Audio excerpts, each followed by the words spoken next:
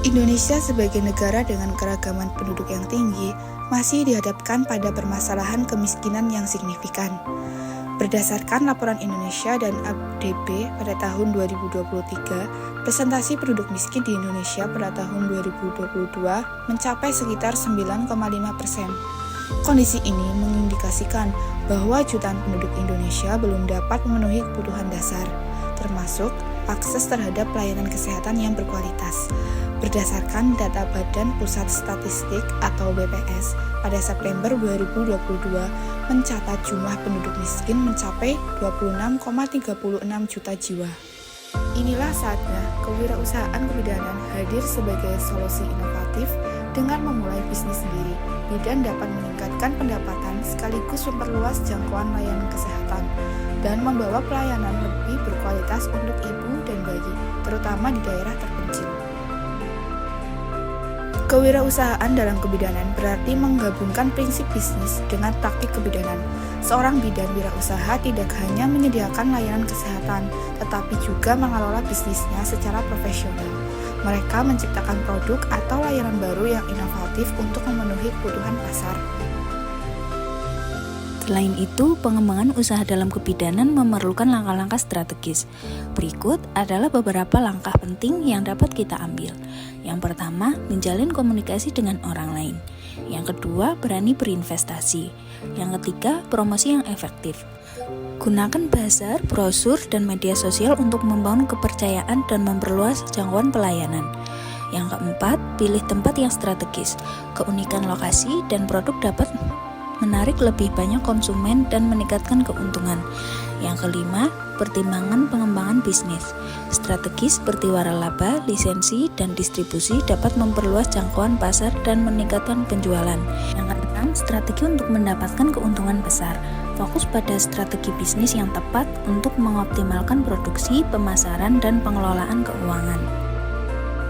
Keputusan Menteri Kesehatan Nomor 320 Tahun 2020 menetapkan standar kompetensi dan kewenangan bidan dalam memberikan pelayanan kesehatan reproduksi.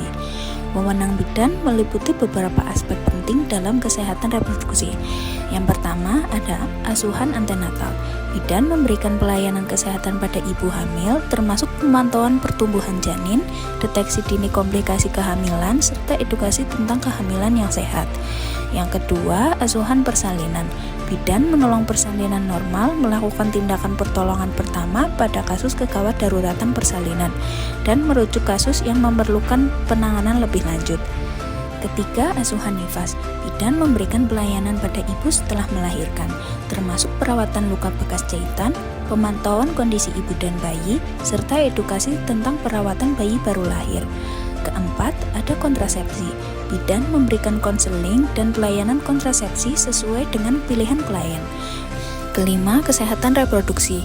Bidan memberikan pelayanan kesehatan reproduksi komprehensif, termasuk deteksi dini kanker serviks, penanganan infeksi menular seksual, dan konseling mengenai kesehatan seksual. Keenam, kesehatan ibu dan anak. Bidan melakukan pemantauan pertumbuhan dan perkembangan anak, memberikan imunisasi, serta edukasi tentang kesehatan anak. Ketujuh, kesehatan reproduksi remaja. Bidan memberikan konseling dan pelayanan kesehatan reproduksi kepada remaja, termasuk pencegahan kehamilan yang tidak diinginkan dan penularan infeksi menular seksual. Bentuk-bentuk kewirausahaan dalam kebidanan. Kewirausahaan dalam kebidanan membuka berbagai peluang untuk meningkatkan pelayanan kesehatan ibu dan anak. Berikut adalah beberapa bentuk kewirausahaan bidan. Yang pertama, praktik mandiri bidan, yaitu melayani ibu hamil, ibu pasca persalinan, konseling menyusui, dan keluarga berencana. Kedua, klinik kebidanan, yaitu fasilitas lebih lengkap, termasuk ruangan pemeriksaan, ruangan persalinan, dan laboratorium sederhana. Ketiga, layanan home care kebidanan, yaitu pelayanan di rumah klien, mulai dari pemeriksaan kehamilan, hingga perawatan pasca persalinan. Keempat, konsultasi kebidanan online, yaitu konsultasi melalui telepon atau video call tentang kehamilan, persalinan, dan kesehatan reproduksi. Kelima, kelas prenatal dan postnatal, yaitu kelas untuk ibu hamil dan ibu menyusui, membahas persiapan persalinan, perawatan bayi, dan nutrisi.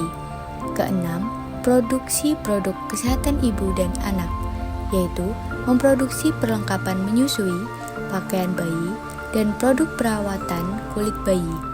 Ketujuh, bidan juga bisa membuka berbagai jenis usaha seperti baby spa, pregnancy spa, daycare, dan toko perlengkapan ibu dan bayi. Saat menjalankan bisnis di luar kebidanan, bidan harus tetap menjaga etika dan profesionalisme. Jangan sampai bisnis tersebut menurunkan kualitas layanan atau martabat seorang bidan. Dengan inovasi dan profesionalisme, bidan wirausaha berperan penting dalam meningkatkan kesehatan ibu dan anak. Jangan ragu untuk menjelajahi berbagai bentuk kewirausahaan kebidanan dari praktek mandiri hingga konsultasi online. Dengan pengetahuan dan perencanaan yang tepat, kita dapat membuat dampak besar dan meningkatkan kualitas hidup masyarakat.